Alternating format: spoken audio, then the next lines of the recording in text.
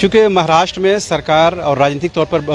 भारी उथल पुथल देखी जा रही है और बात माना यह जा रहा है कि उसका जो बाद है उसके बाद का नंबर झारखंड का आता है, जैसा संजय राउत, शुभेंदु अधिकारी भी इशारा कर रहे हैं। सर, जो कुछ महाराष्ट्र में हो रहा है उसका असर क्या माने कि आने वाले दिनों में झारखंड में पड़ेगा? ये आप देख रहे हैं कि झारखंड में तो इन लोग लगातार प्रयास में ही है, 2-2, 3-3 बार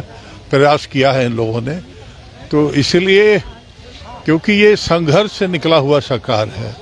3 साल यहाँ हमने संघर्ष किया था और रघुवर सरकार को उखाड़ के फेंक दिया था, तो इसीलिए यहाँ पर उनका नहीं चल पा रहा है।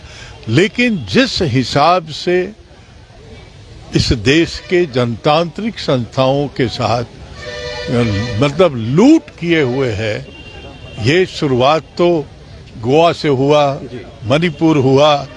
अरुणाचल हुआ, आसाम हुआ, मध्य प्रदेश हुआ, कर्नाटक हुआ, अब आज जो है महाराष्ट्र का आप देख रहे हैं। तो ये एक जो घटना घट रही है वो भी देश की आज़ादी के 75वां साल, तो मैं समझता हूं कि जनतंत्र की हत्या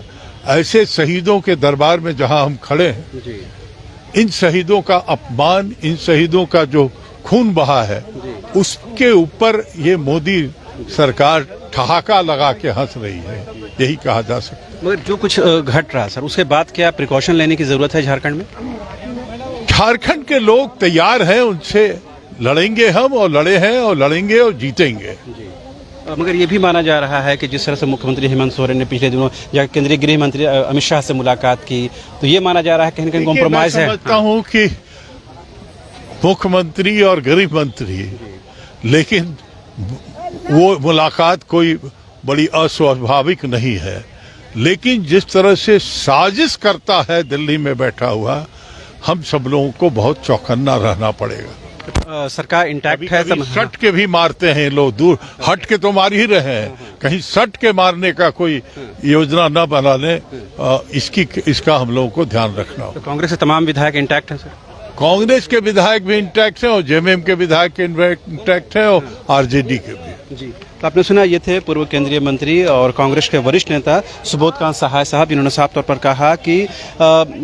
बीजेपी जो कुछ भी महाराष्ट्र में कर रही है उससे कहीं न कहीं सतर्क रहने की ज़रूरत है, कि चूँकि बीजेपी पर इन्हें जो गंभीर आरोप लगा हुआ ये कि बीजेपी न सिर्फ दूर से चाल चलती है बल्कि आपके नज़दीक, आपके बगल में बैठकर भी चाल चलती है, लिहाजा इससे और बचे रहने की ज़रूरत है और इससे कहीं न कहीं सतर्क रहने की ज़रूरत है। इससे पहले महुआ माझी ने भी इस बात को दोहराया है कि जो कुछ महाराष्ट्र में हो रहा है उस पर पैनी निगाह झारखंड के बड़े नेताओं की है। ऐसे में साफ है कि जो जिस तरह से पिछले दिनों जो बीजेपी पश्चिम बंगाल के बड़े नेता हैं शुभेंदु अधिकारी, उन्होंने और महाराष्ट्र के जो शिवसेना के प्रवक्ता हैं संजय राउत ने जो इस तरह से इशारा किया है कि महाराष्ट्र के बाद झारखंड की बारी आ सकती है, तो जाहिर सी बात है झारखंड के राजनीतिक गलियारों में इस बात को लेकर चर्चा का बाजार गर्म है और तमाम लोग ये चाहते हैं कि झारखंड की सरकार